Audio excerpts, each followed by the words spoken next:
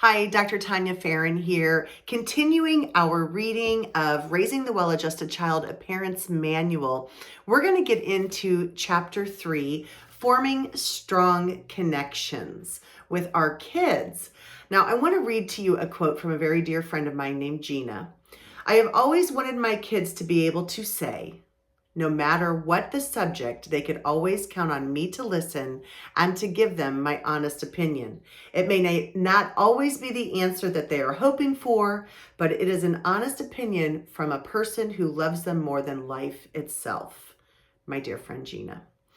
All right, so I go into the very beginning of this chapter talking a little bit about some personal experiences, and in every chapter I touch a little bit on early years, birth to 5, then those elementary school years, and then I go into middle school and high school years. So I talk just a little bit about it in each chapter, about each stage of life of a child.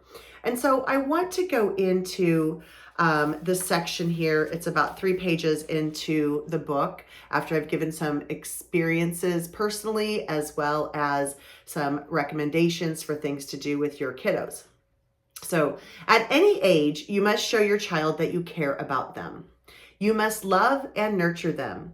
Tell your child that you love them daily. They need to feel and know that they are loved by you. And this is any aged child. They need to be hugged and tucked into bed at night. Express how proud you are of them. Even when they have had a difficult day, be the source of love and comfort they can rely on. When you show that you care for them, they will develop self-confidence. These fundamental needs of loving touch and security must be satisfied to encourage the child's healthy development. For parents of teenagers, listen up. They too need hugs. Even if they pull away, they need to know you love them. They need love, hugs, and affection at this age, even if they don't ask for it. If they don't feel connected with you, they will attempt to find love somewhere else. Often this leads to them to seek out love in the wrong places and in the wrong means. Love is as important as food and water for survival. So tell them you love them every day. Additionally, it is important that both parents maintain connection and express affection for the child.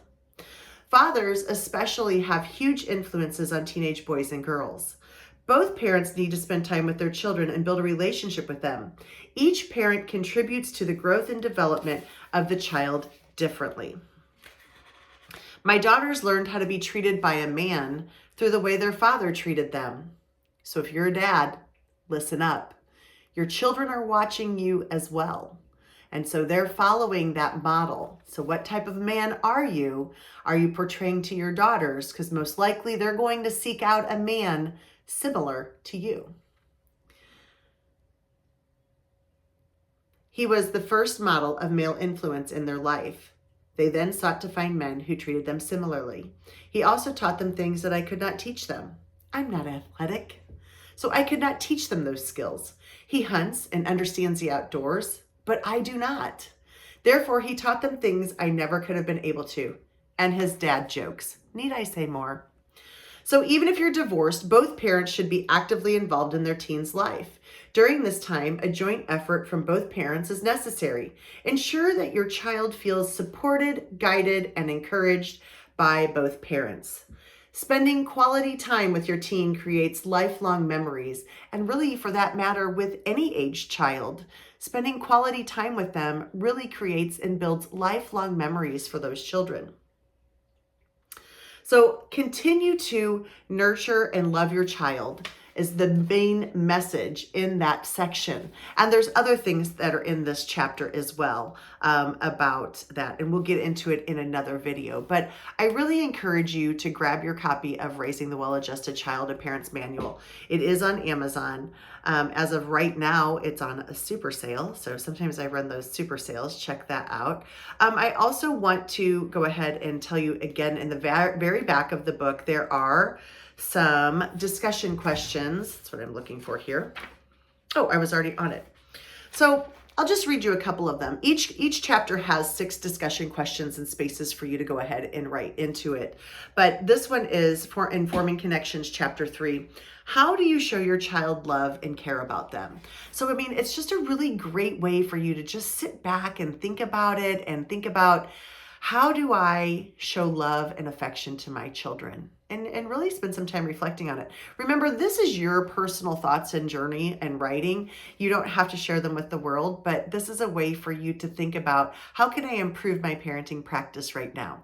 Now, I also want to encourage you to go to my website, creativelivingideas.com. You can also go to the parent to parent section. I hold sessions where we do book studies on this book together and work collaboratively with a group of other people who are in the same parenting journey that you may possibly be in, and a great place for you to connect with others. So stay tuned as more videos come out on this book and other things on the Parent to Parent YouTube channel, as well as on the website of Creative Living Ideas.